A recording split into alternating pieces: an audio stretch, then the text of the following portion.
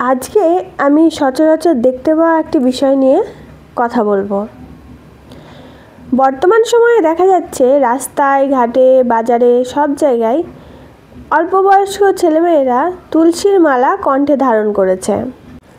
আমি জানি না এরা এই তুলসী মালার মাহাত্ম্য সম্পর্কে কতটুকু অবগত, বা এদের পরিবার কিছু বলে কি বলে না, এরা জেনে পড়ছে কি না জেনে পড়ছে, শুধুমাত্র একটা স্মার্টনেস বা লুকের কারণেও ব্যবহার করতে পারে, অনেকেই করে সেরকম।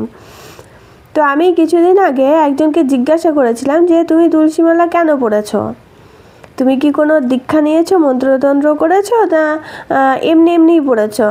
বললো এমনি মেলার থেকে কিনে পড়েছি। আমি একটু অবাক হলাম যে আজকাল এই ধার্মিক বা হিন্দু ধর্মের একটা প্রসিদ্ধ জিনিস বা প্রসিদ্ধ যে সম্মানীয় জিনিস, সেটাকে মানুষ শুধুমাত্র মেলার থেকে কিনেই অযথাই গলায় পরে ফেলছে। যার নিয়মকানুন সম্পর্কে বা পরিধান কেন করা হয় সেই সম্পর্কে আদৌ কিছু জানে না, সে এইভাবে কণ্ঠে ধারণ করে কিভাবে ঘুরছে।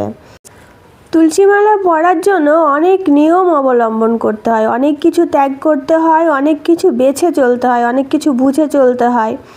তাহলে তারা সেগুলো কিছুই পালন করে না, শুধুমাত্র গলায় ধারণ করতে হয়, ধারণ করে রেখে দিয়েছে যাতে দেখতে ভালো লাগে। এটা কোনো কারণ হতে পারে না। তাই যারা পড়ছে তাদেরকে আমি অবশ্যই বলবো তারা একবার কারোর কাছ থেকে জেনে নিন যে তুলসী মালাটা পড়েছেন, কেন পড়েছেন, আর পড়লে কি হয়, আর এইটা কণ্ঠে ধারণ করলে কি কি নিয়ম তাদের পালন করতে হয়। আমি আমার ঠাকুমাকে গলায় তুলসী মালা ধারণ করতে দেখেছি, কারণ তিনি বৈষ্ণব ধর্মে দীক্ষিত ছিলেন।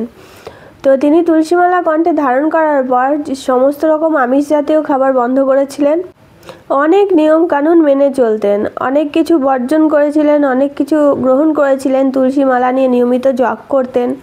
দয়া করে শুধুমাত্র লোক দেখানোর জন্য বা নিজের সাজগোজ বর্ধনের জন্য গহনা হিসাবে এই তুলসী মালাটিকে ব্যবহার করবেন না। আগে তুলসী মালার মাহাত্ম্য সম্পর্কে বিশেষভাবে জানুন, বুঝুন, তারপর তুলসী মালাটিকে পড়ুন। আর অল্প বয়স্ক যে সমস্ত ছেলেমেয়েরা নিজের সাজবর্ধনের জন্য ব্যবহার করছো, তারাও একটু বিশেষ করে খবর নিয়ে তারপরে তুলসী মালাটা গ্রহণ করো, আর পড়লেও নিয়মগুলো পালন করো।